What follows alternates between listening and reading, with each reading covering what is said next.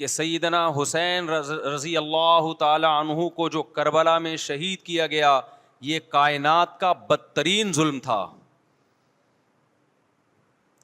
جس نے آپ کی گردن مبارک پہ تلوار رکھی اس کی بدبختی میں دو رائے نہیں ہو سکتی. بہت ہی کوئی شقی اور بدبخت جو نواسہ رسول صلی اللہ علیہ وسلم کے قتل کی طرف بڑھا, بہت ہی کوئی بدبخت اور بدنصیب جو کوفہ کے گورنر ابن زیاد کے کہنے پر نواسہ رسول سے لڑنے کے لیے نکلا, جو اس ظلم کو ظلم نہیں مانتا, وہ بھی اپنے آپ کو جہنم میں جانے کے لیے تیار کر رہا ہے. پھر کربلا میں ایک بڑا ظلم یہ ہوا کہ صرف سیدنا حسین ابن علی کو شہید نہیں کیا گیا, آپ کے ساتھ جتنے مرد تھے سب کو شہید کر دیا گیا. لیکن ہمیں پیغمبر صلی اللہ علیہ وسلم اور صحابہ کی سیرت میں کیا ملتا ہے؟ میں ایک آیت سے آپ کو سمجھاتا ہوں. مشرکین مکہ حضرت ابراہیم علیہ الصلاۃ والسلام کے نسب میں ہونے پر اور آپ سے محبت پہ بڑا فخر کیا کرتے تھے کہ ہم ابراہیم کی اولاد میں ہیں, ہم ابراہیم کے دین پہ ہیں. اللہ نے کیا فرمایا رسول اللہ صلی اللہ علیہ وسلم سے کہ ان اول الناس بابراہیم للذین اتبعوہ, اے نبی آپ ان سے کہہ دیجئے ابراہیم سے محبت کے خالی پیلی کے دعوے مقبول نہیں ہیں. ابراہیم کے زیادہ حقدار وہ ہیں جو ابراہیم علیہ السلام کی اتباع کرتے ہیں, اور یہ پیغمبر اور صحابہ یہ ابراہیم علیہ السلام کے دین کو فالو کرتے ہیں, اور تم ابراہیم کے دین کو فالو نہیں کر رہے, ان سے محبت کے دعوے دار ہو. تو خالی محبت کے دعوے داری اللہ کے ہاں مقبول نہیں ہے. اللہ کے ہاں وہ محبت کی دعوے مقبول ہیں جس میں آپ محبوب کو فالو کر رہے ہوں. سیدنا حسین ابن علی رضی اللہ تعالی عنہ جو جنت کے جوانوں کے سردار ہیں, آپ سے محبت کا دعویٰ اس وقت مقبول ہوگا جب آپ سیدنا حسین کی سیرت کو فالو کریں گے. رونا پیٹنا ماتم کرنا یہ سیدنا حسین اور اہل بیت کی سیرت نہیں ہے. صبر کرنا, ظالم کے سامنے ڈٹ جانا, جان کے خوف سے اپنی پالیسیوں سے پیچھے نہ ہٹنا, یہ سیدنا حسین ابن علی رضی اللہ عنہ کی سیرت ہے جو آج ہمیں کہیں بھی نظر نہیں آتی. تو ہم نے بھائی دیکھنا ہے صحابہ کا طرز عمل کیا تھا. آپ بتاؤ صحابہ کو سیدنا حسین سے محبت تھی یا نہیں تھی؟ کیا غم کا پہاڑ ٹوٹا ہوگا جب اطلاع ملی ہوگی کہ سیدنا حسین ابن علی اور آپ کے اصحاب اور اہل بیت کو سب کو کربلا میں شہید کر دیا گیا ہے. کیا قیامت گزری ہوگی. کوفہ سے ایک شخص آیا نا, عبداللہ بن عمر سے پوچھنے لگا جو مارنے پر دم کا مسئلہ. انہوں نے فرمایا تم نے پیغمبر کے نواسے کو قتل کر دیا اور مسئلہ یہ پوچھ رہے ہو کہ جو مارنے پر دم آئے گا کہ نہیں آئے گا. ایک طرف تم نے پیغمبر کے نواسے کو قتل کر دیا کربلا میں, اور اب ہم سے آ کے مسئلہ پوچھتے ہو جو مارنا جائز ہے یا نہیں ہے. صحابہ کے ہاں یہ غم کم غم نہیں تھا. دیکھو حضرت معاویہ رضی اللہ تعالی عنہ کے ہاتھ پہ بھی حضرت حسین نے بیعت نہیں کی, لیکن بغاوت بھی نہیں کی. کیوں؟ بغاوت سے فتنے کا اندیشہ تھا. حضرت حسن جو حضرت حسین کے بڑے بھائی تھے, انہوں نے سیدنا معاویہ رضی اللہ تعالی عنہ کے ہاتھ پہ بیعت کی اور اس اختلاف کو ہمیشہ کے لیے اپنی کوشش کے مطابق ہمیشہ کے لیے ختم کر دیا. ختم ہوا نہیں ہوا ایک الگ بحث ہے, لیکن حضرت حسن کا مقصد کیا تھا کہ مسلمانوں کی دو جماعتوں کو میں آپس میں لڑتا ہوا نہیں دیکھ سکتا. لوگوں نے کہا آپ خلافت کے حقدار ہیں, آپ نے فرمایا میں دستبردار ہوتا ہوں سیدنا معاویہ کے حق میں. حضرت حسن بیعت ہو گئے حضرت معاویہ سے, اور یہ اختلاف کو کیا کر دیا؟ ختم. حضرت حسین بیعت نہیں ہوئے, لیکن حضرت حسین نے بغاوت بھی نہیں کی. ہر ایک کی اپنی رائے تھی, حضرت حسن کی اپنی رائے تھی. ان کا خیال تھا کہ بیعت ہونا مسلمانوں کے لیے زیادہ مفید ہے, ایک پاورفل حکومت ہوگی, ایک طاقتور ریاست ہوگی, ورنہ لڑتے رہیں گے آپس میں. حضرت حسین کا موقف یہ تھا کہ میں بغاوت تو نہیں کروں گا لیکن بیعت بھی نہیں ہوں گا, کیونکہ اگر بیعت ہو گیا تو اس سے جو خلفائے راشدین کے دور میں جو خلیفہ کی سلیکشن کا طریقہ تھا وہ طریقہ ختم ہو جائے گا. تو میں اگر اس طریقے کو نہیں لا سکتا تو اس کے خلاف کو پروموٹ بھی نہ کروں میں. یہ بھی ایک رائے تھی. میں سمجھا پا رہا ہوں اپنی بات؟ بھائی رائے کا اختلاف ہوتا ہے نا, نبی صلی اللہ علیہ وسلم نے فرمایا اذا اجتہد المجتہد فإن اصاب فلہ اجران وإن اخطأ فلہ اجر واحد. جب کوئی مجتہد اللہ کی رضا کو سامنے رکھ کے اجتہاد کرتا ہے, صحیح اور غلط کا فیصلہ کرنے بیٹھتا ہے, رائے یعنی اس کا مقصد اللہ کی رضا ہو, تو اگر وہ درست نتیجے پہ پہنچے تو 2 ثواب, غلط نتیجے پہ پہنچے تو بھی 1 نیکی اس کو ملتی ہے, اس لیے کہ اس کے بس میں جو خیر خواہی کا کے لیے جو تھا وہ اس نے کر دیا. رائے کا اختلاف ہوتا ہے.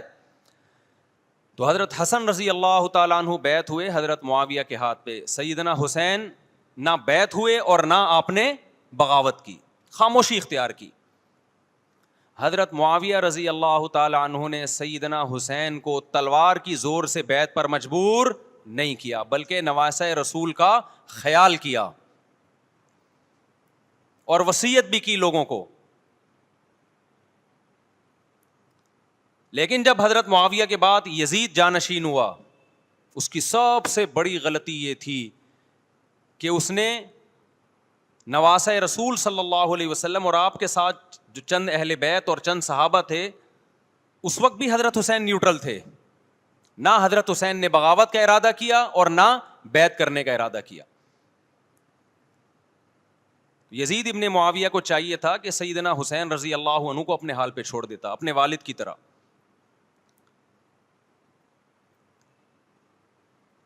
حضرت حسین رضی اللہ تعالیٰ عنہ کو جب کوفہ سے خطوط آئے, یہ میں وضاحت اس لیے کر رہا ہوں کہ حضرت حسین بغاوت کے لیے نہیں نکلے تھے, اس مسلمان حاکم کے خلاف بغاوت کے لیے نہیں نکلے تھے, کیونکہ رسول اللہ صلی اللہ علیہ وسلم کی بہت ساری صحیح حدیث ہے اس بارے میں کہ جو باغی ہے, جو ریاست کے خلاف بغاوت کرتا ہے, اس کو نبی صلی اللہ علیہ وسلم نے اس عمل کو پسند نہیں کیا.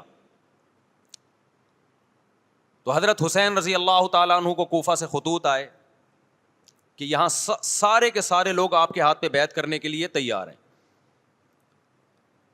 ظاہر ہے جب کسی علاقے کے لوگ دارالخلافہ ہو اور سب بیعت ہونے کے لیے تیار ہوں تو پھر آپ کا جانا یہ بغاوت کا عمل نہیں کہلاتا.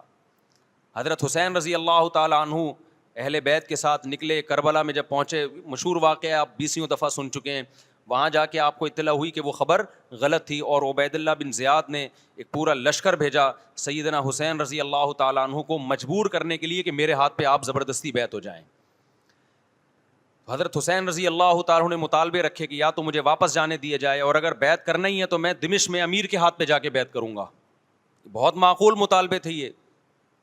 اس کے بعد بھی سیدنا حسین رضی اللہ تعالیٰ عنہ کو مجبور کرنا کہ عبید اللہ بن زیاد جو بدبخت انسان, جو قاتل تھا اہل بیت کا, اسی کے ہاتھ پہ لازمی بیعت ہوں, جبکہ وہ امیر بھی نہیں ہے, وہ گورنر ہے ایک علاقے کا. تو نواسہ رسول کا خیال نہ کرنا یہ بدترین ظلم تھا جو اس وقت حکومت سے ہوا ہے.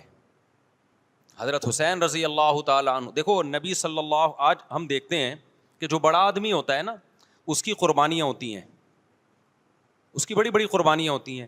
چھوٹے اپنے بڑوں کی قربانیوں کو کیش کراتے ہیں.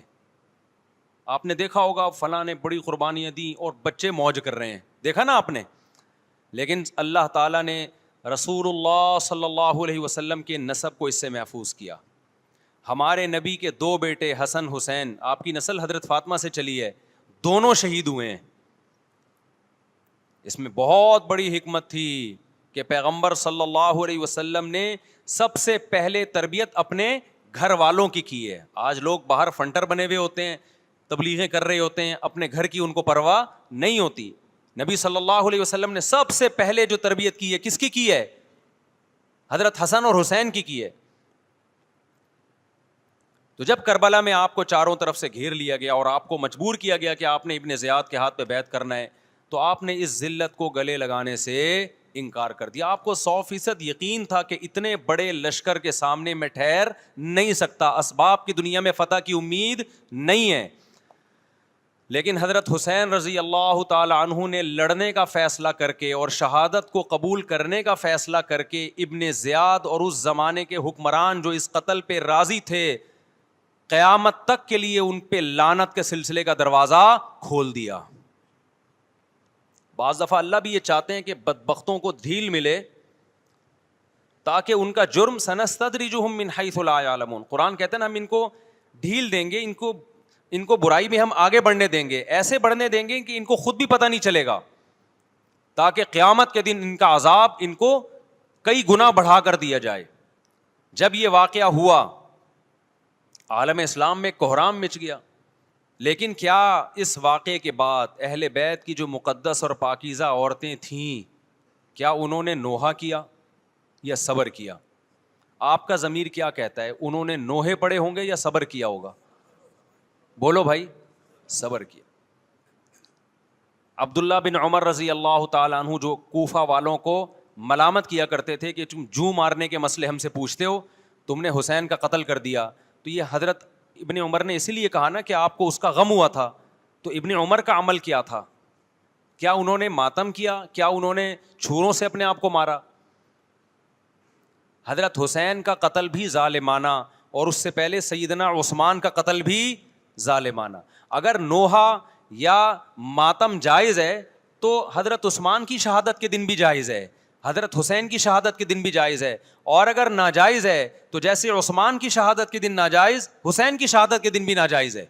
تو ہمیں اللہ نے اس واقعے میں بھی بتا دیا کہ سیدنا حسین کا واقعہ, کربلا کا واقعہ جب سنا کرو تو یہ سوچا کرو یہ قوم تھی جو گزر گئی, جس نے اچھا کیا, حسین ابن علی نے اچھا کیا, ان کو اس اچھائی کا بدلہ ملے گا. اور جو حضرت حسین کے قتل کے ہاتھوں, قتل کے حضرت سیدنا حسین کے مبارک خون سے جن کے ہاتھ آلودہ ہوئے, کیونکہ قتل کیا نا انہوں نے, تو لہا ما کسبت, ان کو اس ظلم کا بدلہ بھی ملے گا. تو ہمارا کام کیا ہے؟ ہم نے فالو کرنا ہے حسین کے راستے کو, نہ کہ حسین کے نام پہ ہم نے ماتم کرنے ہیں. حسین کا راستہ کیا ہے جس کو ہم نے فالو کرنا ہے؟ سب سے پہلا سبق جو ہمیں کربلا میں ملتا ہے کہ عزت اور دین, ایک طرف دنیا ہے. دیکھو اگر حضرت حسین رضی اللہ تعالیٰ عنہ ابن زیاد کے ہاتھ پہ جا کے بیعت ہو جاتے, آپ کیا سمجھتے ہو بے تحاشا مال و دولت حضرت حسین پہ خرچ نہیں کرتا کیا وہ؟ جب ایک بڑا آدمی کسی کے ہاتھ پہ بیعت ہوتا ہے تو اس کو بھی تو فائدہ ہوتا ہے نا اس سے. اور کیا حضرت حسین کو یقین نہیں تھا کہ کربلا میں شہید ہو جاؤں گا؟ فتح اور نصرت کی اسباب کی دنیا میں کوئی امید نہیں تھی, مگر آپ نے اہل بیت کو کربلا میں رسوا کرنے پر عزت کی موت کو ترجیح دی ہے. آج اگر آپ میں یہ ظرف ہے کہ آپ عزت کی موت کو ذلت کی زندگی پر ترجیح دیتے ہو تو پھر آپ حسینی ہو. نہیں آئی بات؟ میرا خیال ہے سمجھ. سیدنا حسین کی سخاوت کے واقعات ہیں. سیدنا حسین باغی نہیں تھے رضی اللہ عنہ.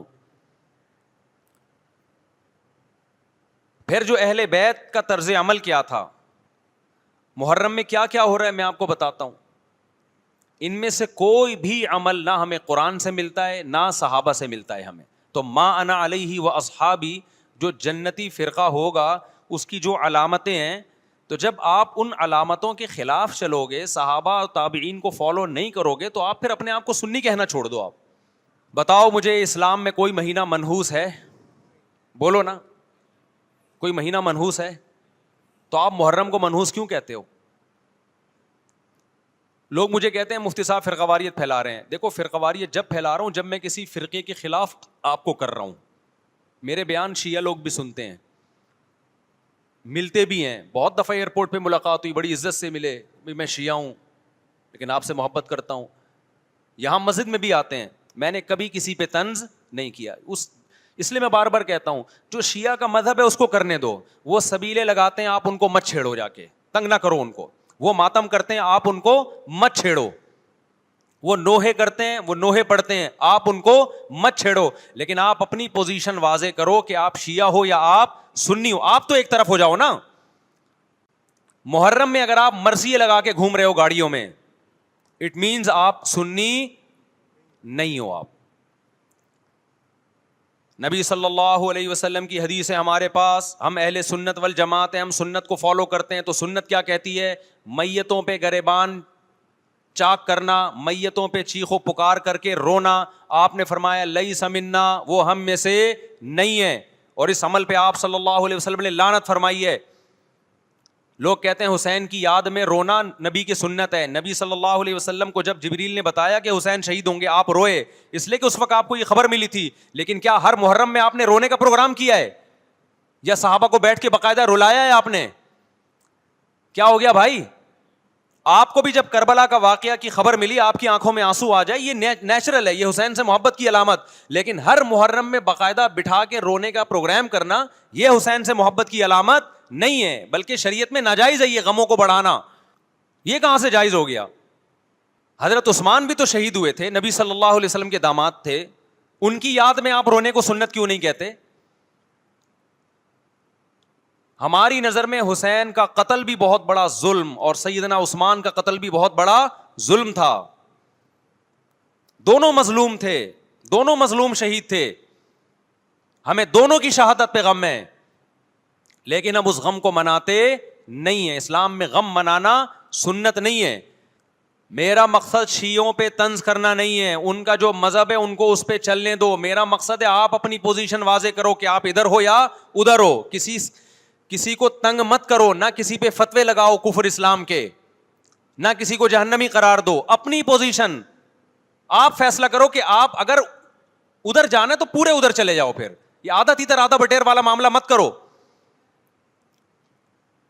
وہ ان کا مذہب ہے بھائی, ان کے علماء ان کو بتاتے ہیں کہ محرم میں کالے کپڑے پہننے ہیں, محرم میں ماتم کرنا ہے, محرم میں کو منحوس سمجھنا ہے, اس میں شادی بیانی کرنا. ان کے علماء ان کو بتاتے ہیں, ان کو چلنے دو اس پر.